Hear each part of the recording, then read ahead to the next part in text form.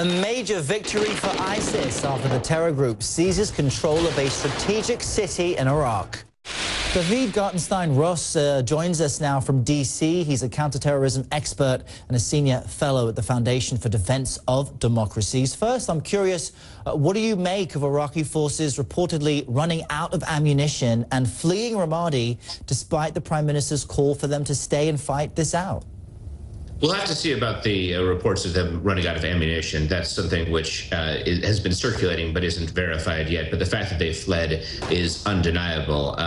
That's something which happened before in the fight against ISIS. And it could go to low morale among the troops, as well as the fact that they see what ISIS does when they capture soldiers, from beheadings to burning them alive, and are afraid of the kind of brutality that can be inflicted upon them if they're taken captive.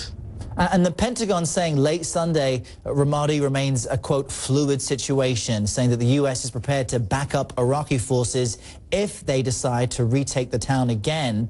But at 60 miles from Baghdad, I mean, Iraqi forces will have to retake this town from ISIS, correct?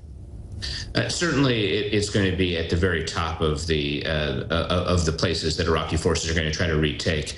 ISIS has control of the majority of Anbar province, virtually all of Anbar province at this point in time, which is a terrible situation for coalition forces to be in. Given the proximity to Baghdad, as you said, it certainly seems like it'll be one of their first targets, especially given that since the awakening or the Safwa movement began in Ramadi, and because it was a relatively new conquest, it's also going to be more difficult for ISIS to hold it. And what do you make of Prime Minister Haider al-Abadi's strategy now to allow Shia militias to fight in this predominantly Sunni city? That itself comes with risks. It certainly comes with risks. Right now, given that they're in a terrible situation, it makes sense to bring Shia militias in, even though it certainly is going to be seen as a force that isn't of the local population. I mean, frankly, what should have been done months and months ago is the Iraqi government, or if the Iraqi government wouldn't do it, the United States, should have made sure that the Sunni tribes around the Ramadi area were getting arms, were getting ammunition, were getting the kind of supplies they would need to hold out against the siege that ISIS had imposed upon the city. They did not get those. They were dependent upon the Iraqi government. The U.S. wanted Sunni tribes to receive these kind of arms. Instead, there is a plan to set up an Iraqi National Guard, a plan that would take a long time. And these tribes that had been part of the anti-Al-Qaeda uprising in the 2007 to 2009 period just never got the arms, never got the ammunition that they thought they were going to get. And frankly, it's a miracle that Ramadi held out as long as it did. It fought off forces that were probably about 7 or more times as much as the defenders of the city.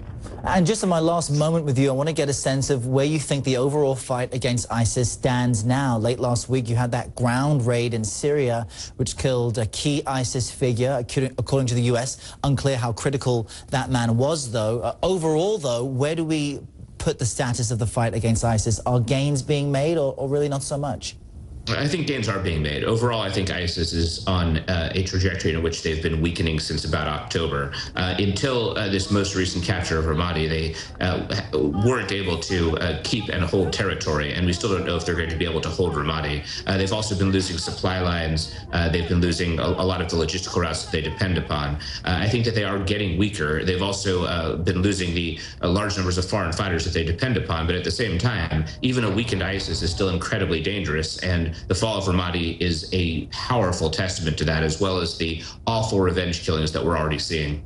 It's a sobering assessment there. David Gartenstein-Ross, Senior Fellow for the Foundation for Defense of Democracies. Thanks for your insight today from D.C. My pleasure.